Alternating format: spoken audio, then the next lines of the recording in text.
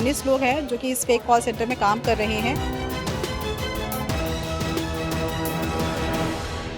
आज हम आपको आपके लखनऊ के एक ऐसे मिनी जामताड़ा की पूरी इनसाइड स्टोरी बताने जा रहे हैं जिसने पुलिस महकमे से लेकर आम जनता तक सबके होश पूरी तरह से उड़ा दिए हैं। राजधानी लखनऊ के सबसे पॉश इलाके गोमती नगर की मशहूर समिट बिल्डिंग, जहां दिन भर युवाओं की भारी भीड़ और चकाचौंध रहती है, वहीं रात के अंधेरे में एक ऐसा हाईटेक इंटरनेशनल फर्जी कॉल सेंटर एक्टिव हो जाता था जिसका सीधा टारगेट 7 समंदर पार बैठे अमेरिकी विदेशी नागरिक होते थे।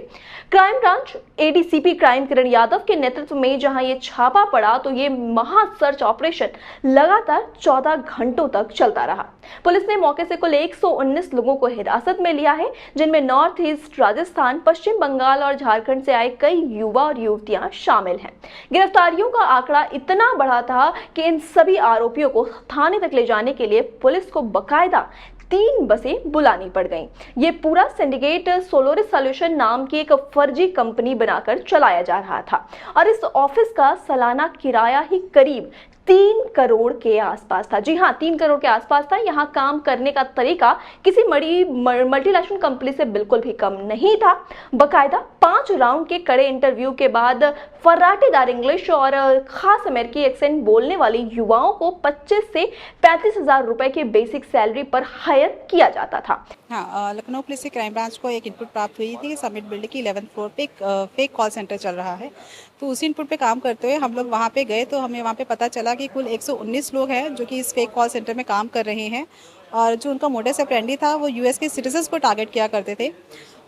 इनकी ये जो है अपनी 3 टीम्स में ये काम करते थे। जैसे एक इनकी टीम थी डायलर टीम है, जो कि अपने आप को कस्टमर सपोर्ट सर्विस का बताकर लोगों से उनकी प्रॉब्लम को पूछते थे, उनको बताते थे कि आपके अकाउंट्स में काफ़ी मैनिपुलेशंस हो रही हैं तो आपका अकाउंट जो है वो ब्लॉक हो सकता है।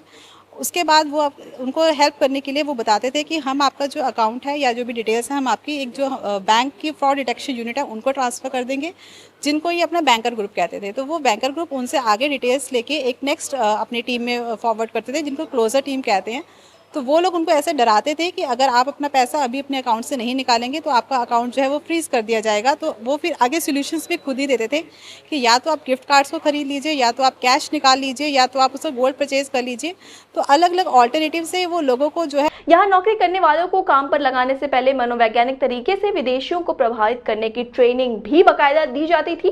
असली कमाई सैलरी में नहीं बल्कि ठगी के पैसों पर मिलने वाले 10% इंसेंटिव में थी, जिसने हर कर्मचारी महीने का करीब 80,000 से 1 लाख रुपए तक बड़ी आसानी से कमा रहा था। ये लोग डॉलर नाम के ऐप के जरिए शाम 7 बजे से रात 3 बजे तक एक्टिव रहते थे ताकि अमेरिका के वर्किंग आवर्स से उनका समय मैच कर सके। इनका ठगी का तरीका बेहद शातिर और डरावना था। ये जालसाज विदेशी नागरिकों को ऑनलाइन शॉपिंग, रिफंड या कस्टमर सपोर्ट के नाम पर फंसाते थे, फिर खुद को कानूनी एजेंसी, बैंक या बड़ी चेक कंपनी का अधिकारी बताकर विदेशी लोगों को डिजिटल अरेस्ट कर खौफ दिखाते थे। मासूम लोगों को डराया जाता था, उनके बैंक खाते मनी लॉन्ड्रिंग जैसे गंभीर अपराधों से इस्तेमाल हुए हैं और फिर उन्हें जाल में फंसाकर ओटीपी, डिजिटल वॉलेट या रिमोट एक्सेस एप्लीकेशन के जरिए उनके अकाउंट पूरी तरह से साफ कर दिए जाते थे।